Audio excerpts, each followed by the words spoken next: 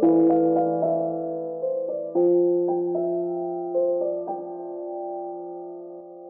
Annie. And I'm Leah. And we're so excited to launch our podcast, Lactation Business Coaching with Annie and Leah, where we talk about the smart way to create a compassionate and professional private practice. Well, hey, Leah. Hey, Annie. How are you doing today? I'm good. How is it down there in Houston? We're muggy today. Muggy and hot, but that's just what comes with our territory. How about you guys? We are having glorious fall weather finally in New York City, and that means it's going to last for like another 2.5 days, and then it's going to be hot again, and then it's going to be cold, and that's just life up here in the Northeast. Right, but have you guys gotten your fall colors yet? Are things starting to change? Not yet. We won't get them until mid-October, so it's still a little early for that. Awesome. So in today's episode, we are going to talk about how to turn your passion for lactation into a sustainable business. Are you ready to talk about that today, Leah? I'm super excited. I'm really passionate about this topic. I know, me too. I could talk about it all day long, which is probably why I wanted to start a podcast. So I could talk about it all day long. Yep, me too. I'm with you. So before we launch into our topic for the day, Leah is going to give us a marketing tip. Leah, what do you have for us? So one of the things that I notice a lot of people talking about in Facebook groups and some of the groups that are like starting your business is what to do when you have that ebb and flow, where you have a really busy week and then the next week is really slow, or you get that last minute cancellation and you're frustrated because you drove all the way across town and now what are you going to do with your time? It's wasted. And so I like to turn that around. And when you're a business owner, you can make any moment not a non-wasted moment by just carrying marketing supplies with you. I love face-to-face marketing. So face-to-face marketing means like getting in front of the people that you want to refer to you. So in that moment that somebody canceled, you're across town, pull up on your phone how many pediatricians are around you and start walking in their offices and leaving business cards, talking to the referral nurses. It's a great way to use what you might expect to be wasted time as becoming super valuable time. And the next week, you'll probably turn around and be super busy again because you're going to get new referrals. I love that because there are pediatricians everywhere and their doors are open and you can just walk in. So I think it's a great strategy to fill that extra time. So thank you so much for that tip. No problem. So on this episode, we were going to talk about how have we approached a private practice and making it an actual business. And I think for both of us, we started in a volunteer capacity, and I think both of us, we've talked about it before, really struggled with moving from that volunteer, and we had to take some extra steps to move from that volunteer mode into, I have a business, I'm doing this work that I used to do as a volunteer in a different capacity, and I'm doing it for pay now. Yeah, I know that's been really hard for me, and I've now been in private practice for long enough where I'm like, yeah, I'm doing this. And I still have that part of me that feels like I could be giving more. I used to give so much when I was a volunteer. And sometimes I can even feel like, am I being selfish because I want to get paid for this instead of just staying as a volunteer? And that is, just kind of a struggle that always is in the background. And for me, I got into this because I wanted to help breastfeeding families, and I became a La Leche League leader, and it was such a big part of my life and so formative for my parenting and how I mothered my children and friends that I made. And for me, I came to a point where I realized I had to retire from La Leche League and from being a leader because of the effect that it was having on my business, that it was too hard for me to switch gears. And that doesn't mean that I can't find ways to be a volunteer and to give back to my community and to hold on to those values. But I was not able to stay a leader and have a private practice. And I was a leader for about 9 years. So I feel like I was a leader for a good long time. You gave your time for sure.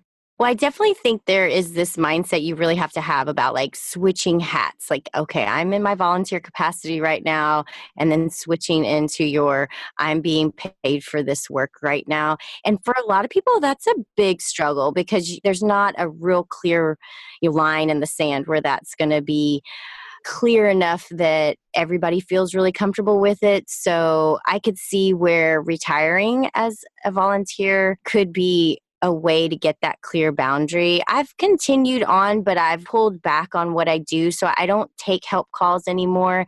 And I just fill in for meetings now. So I'm not a regular meeting host. And that's worked really well because it's not something that I'm having to think about really, really frequently. And then I try to be active in other ways, like around conference time and stuff like that. I'll try to give more time in that capacity. So it's not really direct mother to mother help, but some other background capacities. But it's definitely really hard. And one of the things I think it's very important when you're moving is to take that volunteer mindset and then have the boundary that you make is by establishing a real business that you are, nobody's going to take you as seriously in your business as you take yourself. So when you establish a real business and you act under that business, it's a little bit easier to have that separation from volunteer to I am a business owner and I'm running my business right now. Yeah, I think that's really very good point because you're two different people. You're a volunteer and you're a clinical professional. And first of all, La Leche League and other volunteer, I know I could speak for La Leche League, but probably other volunteer organizations have this as well. La Leche League does not want you advertising your private practice when you're wearing your leader hat, when you're in a meeting. You're there to be a volunteer. You're there to be representing La Leche League. And on the same level, when you have a private practice, you don't really want your clients thinking that, well, I saw her once and now I can call her anytime I want for follow-up because she's a volunteer. And that means she has all the time in the world to talk to people about breastfeeding. And you're like, no, as a volunteer, I have really carved out this certain way that I give back. And that doesn't mean that now I have everything to give to everyone. So creating that clear distinction to say, when I'm a leader, I do this. When I'm an IBCLC in my private practice, I do this, and to really try not to have overlap there.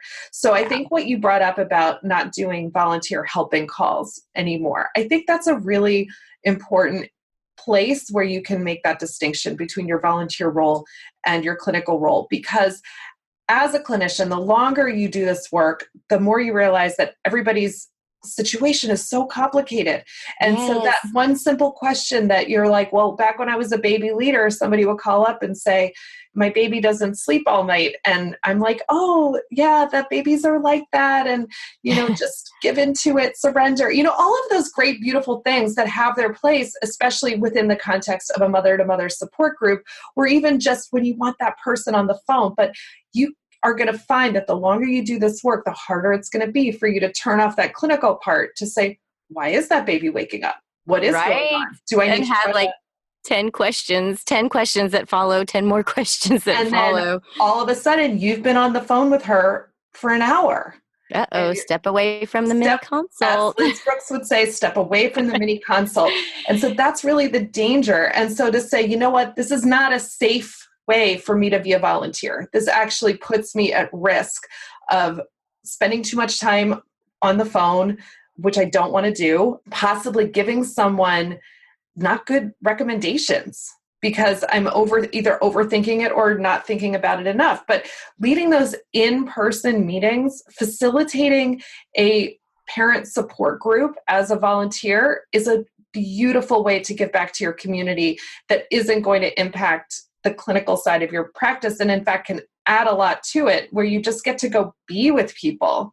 And you'll get so much from it too. And I think your point with that, with leading the meetings, is much easier than the one-on-one because as a La Leche League leader, you are trying to promote peer-to-peer support and encourage talking amongst the moms, who has gone through this. Do you have things to share about that?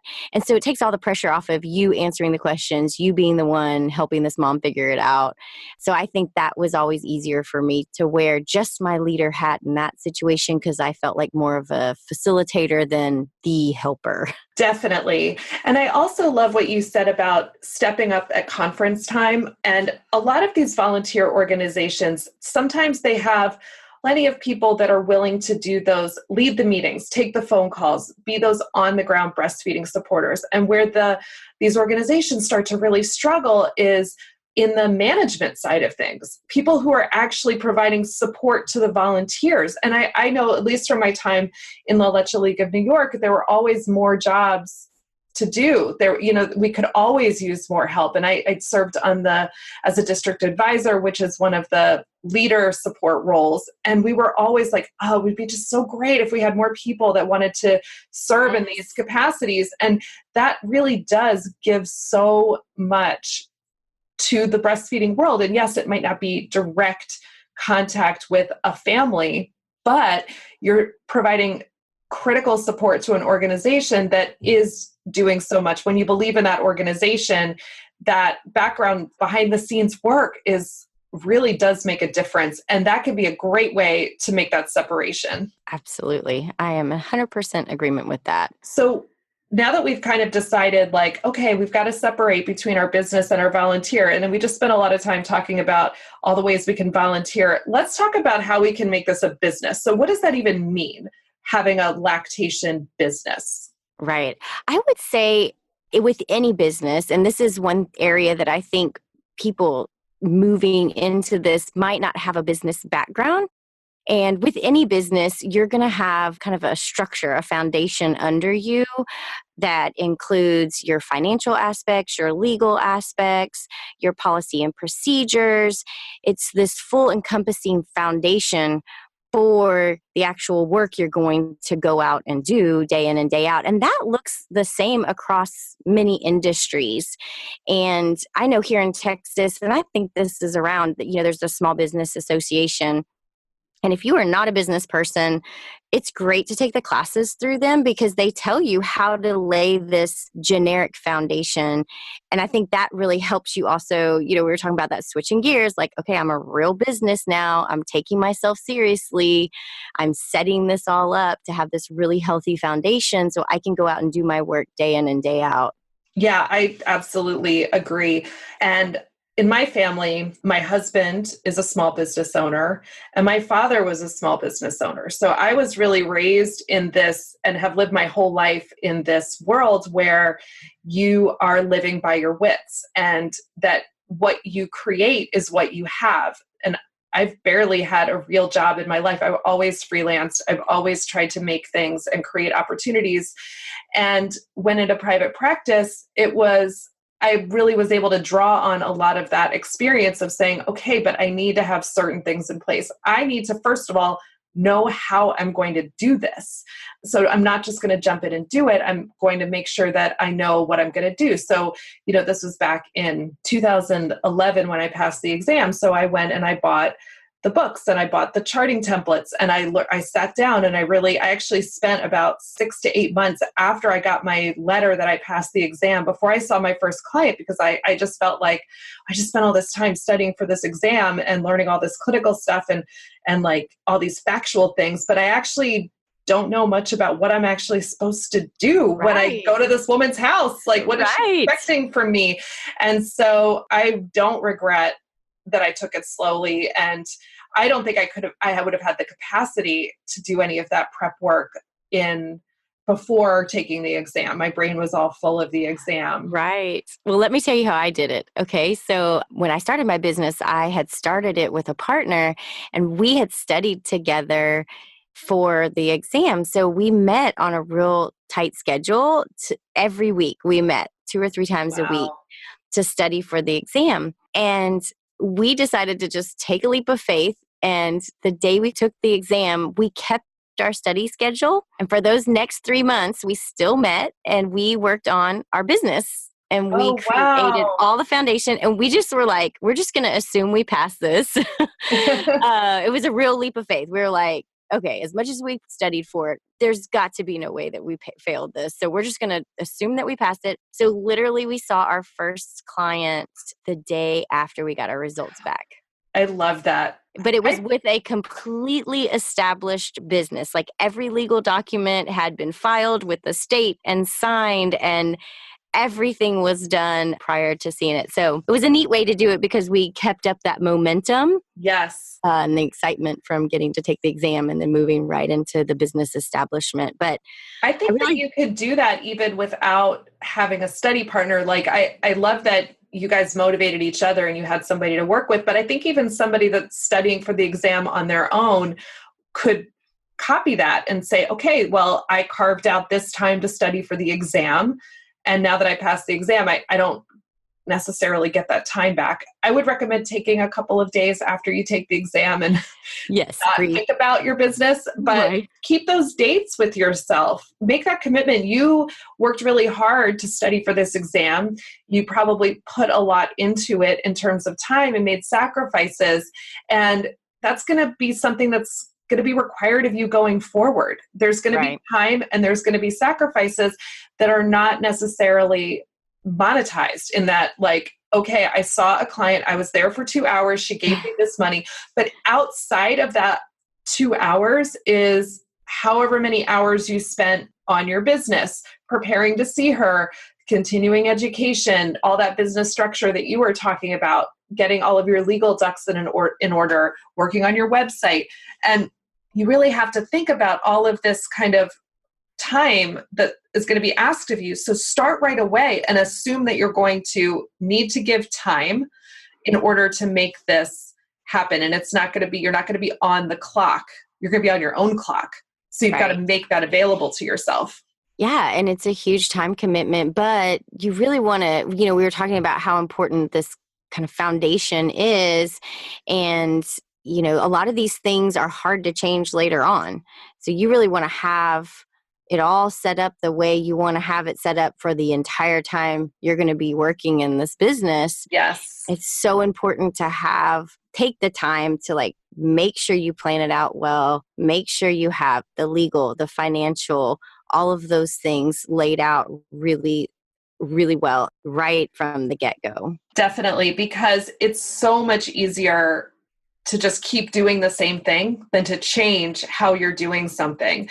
And don't do that to yourself. So future Leah can get a present from past Leah because past Leah put a firm foundation in place. So then a year and a half down the road, future Leah's like, I am just so happy that past Leah made this so easy for me right now.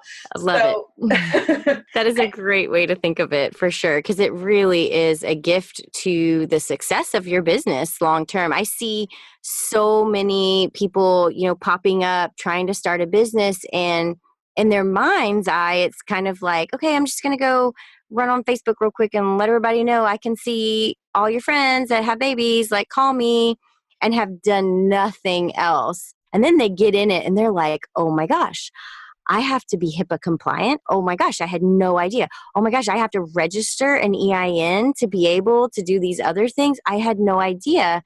And it's panic mode at that point, which is really going to change how you're going to interact and be able to do your job that you worked so hard to establish for yourself. So I love that thought of giving yourself a gift. It truly is. And you're going to make your business more successful by taking this time. Definitely. And if you're working with a mentor under Pathway 3 to get your hours to qualify for the exam, these are things you're going to want to talk with your mentor about. And if you are not mentoring with somebody who is if your mentor is not someone who's in private practice, I would recommend finding someone who is. And if you pass the exam and you're thinking, I actually never talked to anybody who is in private practice, and I don't know what Annie and Leah are talking about, then jump on the Facebook, because we got a lot of groups where people want to talk about private practice and people want to help you and connect locally and get answers to those questions and even find out what questions you have. And the kind of the unfortunate truth about all of this is that you're going to have to spend some money before your business is actually making money. And that is a bitter pill to swallow. Yes, it really is. I think it's so hard to think about, well, what if I don't even make money and I'm going to dump in, $1,000 or $500 and I'm not even sure if this is going to take off or be successful. It really is a hard investment, but every company ever starts with investors. Rarely you're going to get a company off the ground with zero money going into it. I think that's a great way to look at it, to call yourself an investor in your own business rather than thinking of it as money that you have to spend, as opposed to money that you're going to spend on something else for your life. But to say, I am making a financial investment in my business by spending money on these essential things that I need to make sure that it's running correctly. And then that's going to make you take it seriously. And there are certain things that I would consider absolutely essential. And that one is legal counsel. And that might be that you do your incorporation through a reputable online service. There's nothing wrong with that. There's no shame in that, because there are lawyers, the good ones, they're actual lawyers, but nothing really can substitute for having a relationship with an actual attorney who can advise you on the specifics of your situation. Because what's right for, just like in breastfeeding, it might be right for 50 people and really not be right at all for you. And nobody can tell you that except for someone who is licensed to practice law. The same thing goes for these financial structures that you're looking into. Do I incorporate? Do I not incorporate? The answer is nobody can tell you that, but a CPA can give you advice on that. Right. Talk to a bookkeeper, because you have to know the specifics of your tax situation, the taxes for your country, for your state, for your province, wherever you are. It's going to be different for every single one of you. You are never going to regret the money that you spent talking to a legal or a financial professional. And the peace of mind. Like I always, I'm in the moment, I'm like, oh, this is so expensive. But when I get off that phone call or I finish the meeting and I have that peace of mind that I know I'm doing the right thing for my business, I know I'm following the right steps, good counsel, it's just such a relief to have that you can just set that thought process aside and be like, okay, that part's taken care of. I have peace of mind. Next thing, let's go. Yes. And then you're going to start looking at all of the things that maybe you would want to buy for your business, and devices and equipment, and researching what other people have in their consult bags. And here's where I would actually recommend a little caution. Don't go shopping crazy on Amazon to start your private practice. Right. Because you're going to, I did this, I made this mistake. I was like, oh, well, I need breast pump flanges, and I need nipple shields, and I want all different kinds of this and that and the other. And I want like fancy notepad. I don't know, like all this stuff. Like I just went there. And honestly, in a consult, the things that I use the most are my exam gloves, my latex-free exam gloves, my scale, and pretty much the other things that are there for at least for my clientele, they can get them. If they need a nipple shield, they can buy it. If they need different size flanges, it's not hard for them to get it. But I am in New York City, where you really can get everything at any time of the day or night. But with, internet delivery, it's just not that hard to find these supplies and source them. When you're just starting out, don't feel like you need to make a financial investment in things that you might end up giving away. Or if you sell them and you live in the US, you have to then pay sales tax to the government. Don't do it. Which is such a pain. Oh my gosh, we made this mistake as well. Oh, we did the whole Medela contract and spent $1,500 on products. And literally to this day, I guess I've been in business 7 years, I still have some of that early product. I cannot even give it away. Oh my gosh. And I thought it was going to be so amazing to have all this with me. And a lot of times, especially if moms are birthing in the hospital, they get so much stuff when they leave that 95% of the time, if we might need a nipple shield, somebody has thrown that at them in the hospital, or all the pump flange parts and that kind of thing. And yes, we might need special sizes and stuff. But again, I'm in an area as well that it's so easy to get them or Amazon Prime it and overnight it to you. So I would 100% agree. Do not go spend a lot of money. Nice gloves are worth their weight in gold. Absolutely. Absolutely. Yeah, that's my favorite thing in my consult bag. And there are some things that you're going to maybe later, you might say, oh, I'm actually really interested in doing pump fittings. And then you're saying, oh, I have a plan for my business. I have a way that I want to expand. Again, that's going to require an investment, but you're not just buying everything and hoping it works out. Right. So be strategic about it, because there might be a time in your life where you say, yes, I do want to invest in these things. And this, but you know why you're doing it. And you know exactly what you're going to use them for, and you've thought it through, and you're seeing how it's going to add value to your private practice. Right. And when you're making that investment of time, we were talking about in establishing your business, something that I do is I have kind of like business days. I have an assistant, so it's her and I meeting together, and we talk through like, okay, what's coming up? What things might we want to look into? Let's reflect on something that we're seeing a pattern of. So it might be you've been in business for 3 months and you do notice every time you need a 21 millimeter Medela flange, it's super hard to find in your town. It's not at Target, or you have an area that is harder to get it shipped to you, then it might be worth it to go ahead and stock those. But having that reflection time, I think, is super important.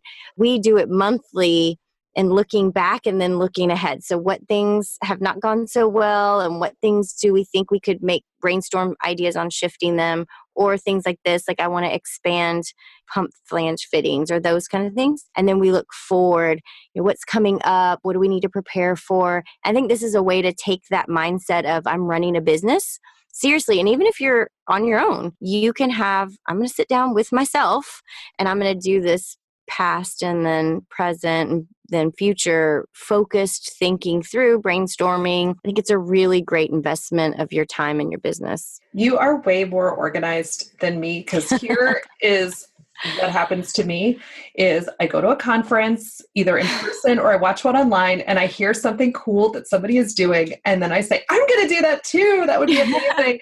And that's how I end up with things I don't use. Even now, even after I just said, don't do that, I still do it. I know. Bright, shiny things. I like to try new things. I want to have everything. And so I really could benefit. I'm going to listen to what you've said about having a regular check-in to evaluate exactly what's going on. I don't have an assistant, but I could do that for myself. I don't need an assistant. Yeah. It'd be nice. I mean, I like people, so I would love to have somebody to talk to about this stuff, but I could build that into my schedule. And I'm thinking I could even set a reminder on my calendar to send me a message and say, check in on your business. And it'd be a good time for me to unpack my consult bag and actually maybe take some stuff out and just let it go. And that would be okay. I spent money on it, but and nothing came of it. And then I just have to say, okay, I did that. I don't need to lug this around all the time. Yeah. And I think it's good to have, so when we do that, and hey, here's another podcast. But when we do that, we have set questions that we go through every time. Oh, we're totally doing that as another episode. Okay. Make a note of that. Make a note. So I think we could just kind of both agree that there's money that needs to be spent, but you want to be smart about it. And a lot of it really is just going to be personal to your area and what you're going to do. And we will definitely talk about price setting and all of that kind of big, hairy mess at a later episode. Absolutely. Because, we're talking about you have to spend money and you're expecting to make money. And I do want to leave everyone with that you are expecting this to be a business. You want your business to live and you want it to thrive and you want it to be something that brings you joy. And it's not going to bring you joy unless you find a way for it to be financially viable. So I really believe that's possible. It's going to look different for everybody, but right. I think that is a realistic goal to have. Yeah, absolutely. That's a wonderful way to wrap up, because I think so many people go into it kind of timid, like, well, I don't know if this is going to work out or not, or I don't know if I'll make money. And then you really have to have that mindset and that establishing a business and making it a viable contribution to yourself and your family. So that is a beautiful way to end the meat of this topic. But I wanted to ask you, Annie, I know you have a tech tip for us this week. What do you have? I do, and it kind of relates to what we were just talking about. And my tech tip for this episode is I want you all to stop using free Gmail to communicate with your clients. And this is above and beyond any legal requirements you might have. Here in the US, free Gmail is not HIPAA compliant. It's not legal. You can't do it. Please don't do it. If you're doing it, please stop. Be good to yourself. Forgive to yourself. Nobody's mad at you, but I still want you to stop. And the other reason, though, is for the presentation of your business. And we all know that Gmail is free, or maybe we don't know. Gmail is free because Google is reading our emails. Google's reading our emails so that it can advertise to us. That's why it's free, because there is no such thing as a free lunch. And your clients some of them might be more privacy minded or tech savvy. They might see that you're using a free Gmail, and that actually might make them nervous. They might say, I don't know if I can trust this person because I know Gmail is they're reading my emails. I don't know that I want Google reading the emails that I send. I don't want Google seeing pictures that I might want to send my lactation consultant by email. So take the time. It is not that much money to get a paid G Suite account or set up an account through Office 365. Those are the two best options, most affordable options for having HIPAA compliant, or if you're not in the US and you don't need HIPAA, secure email. It's not totally as secure as it could be, and that'll be a later tech tip, but secure enough for what you need it to do to present that privacy-minded face to potential clients and to actually be that in your personal practice. So that is my tech tip for today. Say goodbye to free Gmail. I love that tip. And, one thing I look for that, like when people email me from a business and I see it's a Gmail account, it does give me pause. Like, wait, I thought you were with da da da da, and I'm like, why are you emailing me from this? This is, is this you with the business or is this something sketchy going on? So I thank you so much for that information. I feel like, again, I learned a whole bunch just then as well, things I didn't know. So this has been really fun talking about all of this stuff, but I also want to know, as we end our conversation this week, what do you have going on? What's up for you in your private practice? Yeah. So this week coming up, I am going to be doing one of my corporate classes. And so in an effort to try to be more organized and prepared, I have to go into a big office building and lug all my stuff with me. So I usually try to pack things up over the weekend. So that's what I've been working on, just trying to get everything together, all my tech and gear, and be prepared for my class. I do those quarterly. So I really, really enjoy doing the corporate classes and getting to go in those super tall skyscrapers and talk about breastfeeding. It's so awesome. So that's what I have going on coming up this week. How about you? I have decided that on Tuesday, which is typically my very long consult day, I'm going to drop one of my consult spots and I'm going to give it to myself and have lunch with my very dear friend who is a home birth midwife. And I've been friends with her since before either one of us wanted to do any kind of birth or breastfeeding work. And our friends are kids, and our kids see each other all the time, but she and I never actually get to sit down and talk. And so This is feeling very luxurious that we're going to have lunch together at a restaurant with our children are not going to be there in the middle of a work day. I can't wait. Oh, that's so awesome. And I'm so glad that you take those little moments of time to carve them out. Because if you don't, they will never happen. You have to put it on your schedule, block everything else, and make those kind of things happen. I think that's an awesome way to serve both yourself and your business because, hey, you're networking. So that's awesome. Well, we want to thank you guys all for listening to Lactation Business Coaching with Annie and Leah. And if you want links and resources related to our conversation and the marketing and tech tips that you heard from me and Leah, you can visit our website, lactationbusinesscoaching.com. Thanks so much, and we'll see you soon. Bye. Thanks for listening to Lactation Business Coaching with Annie and Leah. If you like this podcast, please leave us a rating and review on iTunes, Stitcher, Spotify, wherever you're listening right now. Don't forget to hit that subscribe button so you never miss an episode.